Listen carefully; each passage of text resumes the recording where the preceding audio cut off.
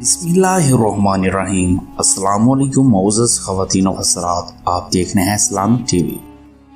حضرت فروغ رحمۃ اللہ تعالی علیہ جو کہ تابعین میں سے ہے، مسجد میں نماز ادا کرنے کے لیے آئے تو سنا کہ خطیب مسجد کا جہاد کی ترکیب کے لیے لوگوں کو شوق دلا رہے ہیں۔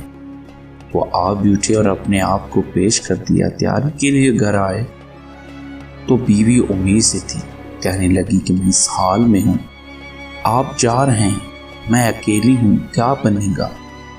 فروغ رضی اللہ تعالیٰ عنہ کہنے لگے، تو اور جو کچھ تیرے شکم ہے میں اللہ کے سپرد کرتا ہوں۔ بیوی نے خوشی خوشی اللہ کی راہ میں نکلنے والے مسافر کو تیار کیا، گھوڑے پہ زین رکھی، زر لا کر دی، پھر نے محبت سے بھرپور لہجے میں الوداع کہا۔ فروغ چلے گئے، پھر ان کا انتظار ہونے لگا۔ اسی زمانے میں اسلامی فتوحات کا سلسلہ مسلسل جاری تھا۔ فروغ کو جنگی مہموں میں 27 برس گزر گئے۔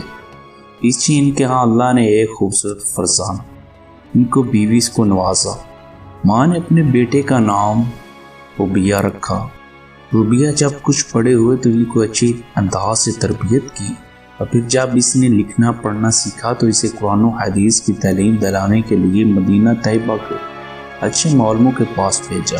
ان کی تربیت پر ماں نے سارا مال صرف کر دیا۔ ربیہ خود بڑے اونیار طالب علم میں ثابت ہوئے اور لکھ کر خوب اعلیٰ مقام عطا فرمایا۔ علوم قرآن و حدیث، فقہ اور ادبی میں اللہ نے انہیں کمال بخشا۔ پڑھنے کے بعد پڑھنا شروع کیا تو اس کا حلقہ درس بڑھتا ہی چلا گیا، یہاں تک کہ مسجد نبوی میں باقاعدگی سے علوم دین سے سراب ہونے والے نوجوان طلباء کے علاوہ بہت سی بڑی عمر کے لوگ بھی ان کی حلقہ تعلیم میں آتے اور مدینہ اور گردنواں میں ان کے علمی چرچے عام تھے۔ پھر ایک روز رات کی کچھ ساعتیں گزری تھی کہ ایک گھڑ سوار اپنے بوڑھے جسم پر تلوار سجائے، ہاتھ میں نیزہ تھامے مال غنیمت اپنے گھوڑے پر لادے مدینہ منورہ میں داخل ہوا۔ سوچوں میں مگن تھا کہ سوچتا تھا کہ میرا گھر وہی ہوگا یا جانے کہاں، میری بیوی زندہ ہوگی یا میرے جانے کے بعد میرے انتظار میں کسی اور دنیا سے جا بسی ہوگی۔ وہ امید سے تھی اس کے ہاں اولاد کیا ہوگی، اب کس حال میں ہوگی۔ سوچوں کا یہ دیرہ بیتے بیتے بوڑھے مجاہد اچانک ہی گھر کے سامنے کھڑے ہو گئے۔ اس کے دل نے کہا یہ گھر تو تیرا ہی گھر ہے۔ چند سانسیں وہ رکا اور پھر آگے بڑھ کر اس نے دروازہ کھولا اور بے تکلف سے اندر داخل ہوا۔ یکدم ایک نوجوان کی آواز نے اسے ٹھہرنے پر مجبور کر دیا۔ رات کی تحریک میں تم میرے گھر میں بدن پر اسلحہ سجائے کیوں گھس آئے؟ بوڑھے مجاہد کی بھاری آواز ابھری اور آپ نے کہا کہ میرے گھر میں روکنے والا کون ہو سکتا ہے؟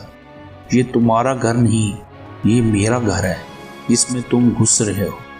یوں ان دونوں کی آواز بلند ہونے لگی اور ان کا جھگڑا بڑھنے لگا تو گھر میں سوئی نوجوان کی والدہ کی آنکھ کھلی اور اس نے جھگڑے کی نیت معلوم کر گئی۔ باہر جھانکا تو اس نے اپنے بیٹے کے پاس شور نظر آیا اور اس نے وہیں سے اپنے بیٹے کو آواز دے کر کہا، ربیہ سنو، یہ تمہارے والدین ہیں، اپنے ابا کو مرحبا کہو۔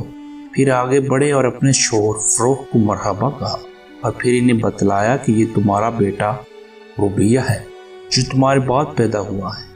آپ تو منظر ہی بدل گئے۔ دونوں باپ بیٹے وہاں مل رہے ہیں، ایک دوسرے کو خوشی سے دیکھ رہے ہیں، ایک دوسرے کو ہاتھ اور پیشانی چوم رہے ہیں، اور یہ ساری رات اسی باتوں میں حال و ہوا لینے میں ہی کٹ گئی۔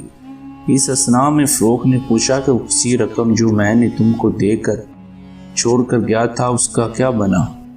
بیوی نے کہا، آپ اطمینان رکھیں، ساری رقم محفوظ ہے۔ اتنی میں فجر کی نماز کا وقت ہو گیا۔ فروغ اٹھے اور مسجد جانے سے پہلے ربیہ کو آواز دی، بیٹا نماز کو چلو۔ ربیہ کی ماں نے بتلایا کہ ربیہ تو بہت پہلے مسجد چلے گئے ہیں۔ یہ مسجد میں پہنچی تو دیکھا کہ مسجد بھری ہوئی تھی۔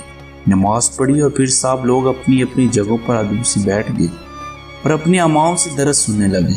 یہاں بڑے بڑے سلطان وزراء درس میں شامل تھے۔ فروغ بھی اپنی جگہ پر بیٹھے یہ درس سن رہے تھے، لیکن یہ پہچان نہ سکے کہ یہ کون بزرگ ہے جو مندرس پر بیٹھے ہوئے ہیں، یہاں تک کہ درس ختم ہو گیا۔ فروغ نے اپنے بیٹھنے والے ساتھی سے پوچھا کہ درس دینے والا یہ رفیع المقام عالم کون ہے؟ اس نے حیران ہو کر کہا، سارا مدینہ ان کو جانتا ہے، آپ ان کو نہیں پہچانتے؟ یہ ہمارے امام ربیہ رہ ہے۔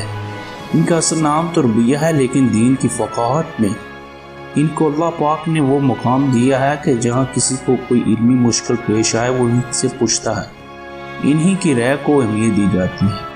اسی وجہ سے لوگ انہیں ربیہ کے بجائے ربیع رہ کہتے ہیں۔ فروغ نے کہا لیکن تم نے مجھے ان کا نسب بن فلاں تو بتلایا ہی نہیں۔ تو اس شخص نے کہا ہاں سنو، یہ فروغ کے بیٹے ربیع رہ ہے۔ یہ سنتے ہی فروغ کی آنکھوں سے آنسو چھلک پڑے۔ پھر جلدی سے فروغ گھر آئے اور خوشی میں پھولے اپنی زوجہ سے کہنے لگی، جس قدر میں نے اپنے بیٹے کی عزت اللہ تعالیٰ نے انہیں دی ہے، اس قدر میں نے کسی کو یہ نہیں دیکھا۔ اللہ پاک کا لاکھ لاکھ شکر ہے جس نے ہمارے بیٹے کو اتنا بڑا مقام عطا فرمایا۔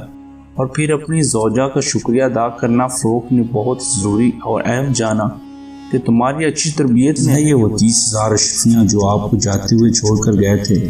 فروغ نے جواب دیا، باخدا 30,000 اشرفیاں اس مرتبے اور شان کے سامنے کچھ حیثیت نہیں رکھتی۔ بیوی نے کہا تو سن لیجیے، اور وہ ساری رقم میں نے اپنے بیٹے کی تعلیم و تربیت پر خرچ کر ڈالی۔ فروغ مسکرائے اور کہا اللہ کی قسم ہے، سونے کے اشرفیوں کا صحیح اور بہترین استعمال اور کیا ہو سکتا ہے۔ معزز دوستو، والدین انسان کے لیے وہ پہلے ہی سیڑھی ہوتی ہے جو کہ بچوں کی اچھی تربیت کرنے پر والدین ہی کو جنت جو دوزخ دکھلا سکتی ہے۔ ناظرین، آخر میں اللہ پاک سے یہ دعا ہے کہ تمام مسلمانوں کی اولادوں کو صحیح اور ہدایت کا راستہ دیں۔ آمین ثم آمین۔